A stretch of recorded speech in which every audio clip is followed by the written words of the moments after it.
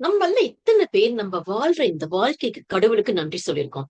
நம்மள நிறைய பேர் நமக்கு அது கிடைக்கல, இது கிடைக்கலன்னு கடவுள்கிட்ட புலம்பி இருக்கோம். ஒண்ணு மட்டும் நினைச்சு பார்க்கிறோமா?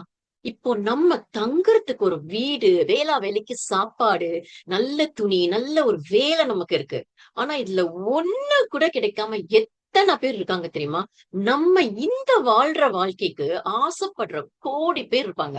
அதனால நமக்கு கிடைச்ச இந்த வாழ்க்கைக்கு நம்ம கடவுளுக்கு ரொம்ப கிரேட்ஃபுல்லா இருக்கணும். என்ன பொறுத்தவரைக்கும் யாராவது நம்மளுக்கு ஹெல்ப் பண்ணா நிச்சயமா அது என்னைக்குமே மறக்கக்கூடாது. நன்றி உணர்வோட இருக்கணும். அப்படித்தான் நான் இருக்கேன். இனிமேலும் அப்படித்தான் இருப்பேன். நம்ம கடவுளுக்கு நன்றி சொல்றது மட்டும் இல்லங்க.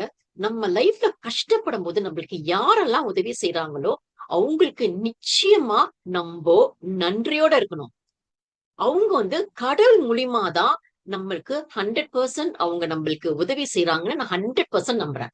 சோ நான் கடவுளுக்கு மட்டும் நன்றி சொல்றதோட, எனக்கு உதவி செஞ்சவங்களுக்கும் நன்றி சொல்வேன். என்னைக்குமே என் லைஃப்ல அத மறக்கவும் மாட்டேன். அது மட்டும் இல்ல, என்னால முடிஞ்ச உதவிய நான் எப்பயுமே எல்லாருக்கும் செஞ்சுட்டு தான் இருக்கேன். நம்ம உதவி செஞ்சாதான், நம்ம கஷ்டப்படும்போது நம்மளுக்கு இன்னொருத்தர் உதவி கண்டிப்பா செய்வாங்கன்னு நான் நிச்சயமா நம்புறேன்.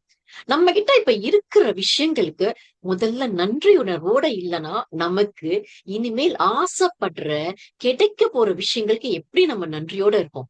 அதனால, இப்போ நம்ம கிட்ட இருக்கிற விஷயங்களுக்கு நன்றி உணர்வோட இருங்க. மத்த எல்லா நல்ல விஷயங்களும் நம்மள தானா தேடி வந்து சேரும். அது நிச்சயமா நடக்கும். ட்ரை தான் பண்ணி பாருங்களேன்.